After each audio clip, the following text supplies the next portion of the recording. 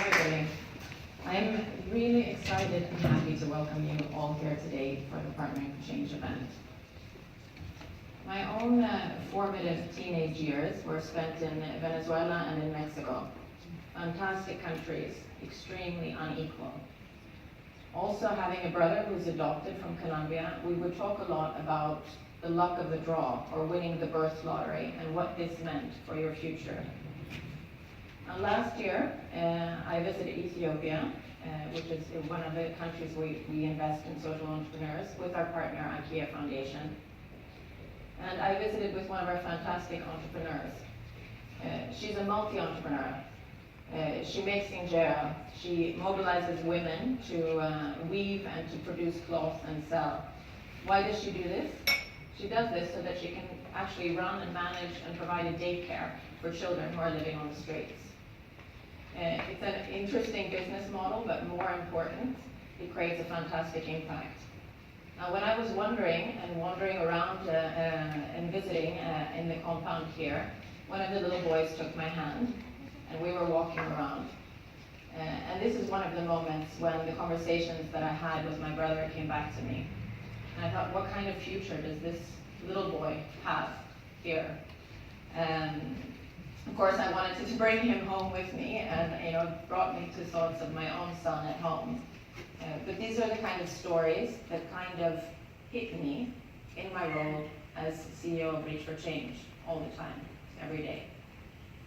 And today, I am so excited to have you guys here from different perspectives, different backgrounds, and different ideas so that you can share your stories. And together we can be empowered by these stories. I'm excited about today and what today will bring, but I'm also really impatient. I'm impatient when I think of the fact that we only have 12 years until climate change is completely irreversible. I'm extremely impatient when I think of the fact that in 2017, 82% of the wealth accumulated went to the top 1% of the population. I'm impatient when I think about what this implies when we're talking about the resources that this planet has. I'm impatient when I think of the fact that we have an Agenda 2030 and we have a framework in the Sustainable Development Goals. But annually, we lack $2.5 trillion in investment to make those Sustainable Development Goals happen. I am mostly impatient when I think about the generations of children and young people who will inherit the threats, the polarizations, and the inequality that we create today. I'm also, however, filled with possibility and filled with hope. I'm filled with possibility because I think about that little boy whose hand I took in Ethiopia, and I knew that the only reason I was able to let go of his hand was because he had a smart, a brave, and a passionate social entrepreneur who was working tirelessly for his future. Now, these are the true heroines, the true innovators, the true heroes.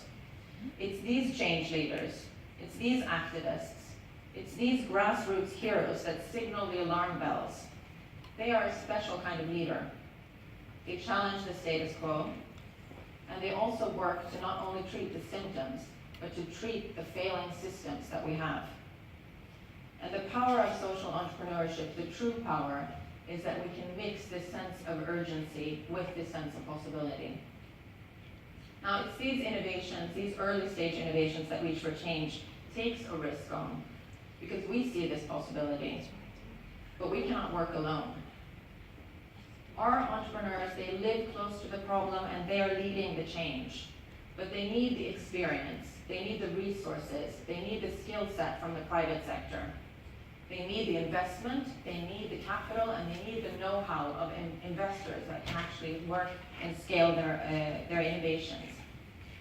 Now, last year at this time, we arranged our first Partnering for Change event, and our focus then was on working across sectors to solve the problems that we have to face today.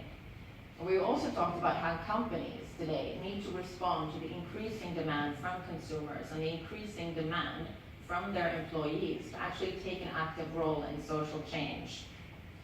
Now this year, we're turning our eyes towards the very real barriers we have in achieving particularly SDG 17, which is a partnership for the goals. And we're looking at how can we overcome them? How can we actually build the pieces of this missing puzzle? And I hope you feel as I do that the time is now. We cannot wait any longer. We need to have bold leadership. We need to have diverse solutions and diverse thinkings in these solutions. And more importantly, we also need purposeful investment into this area. Now, ahead of this conference, Reach for Change did a study together with Novus, and we asked the Swedish population, who do you trust to drive this change? Now, people responded that they trust companies more than they actually trust politicians today. I don't know if this has anything to do with Trump, but anyway, I think it's quite surprising. That means, I think, that all of you in this room today, you represent a collective power, but you also have a burden of responsibility. And I'm looking forward to today to seeing in the future what you will do with this power, but more importantly, what you will do with this responsibility.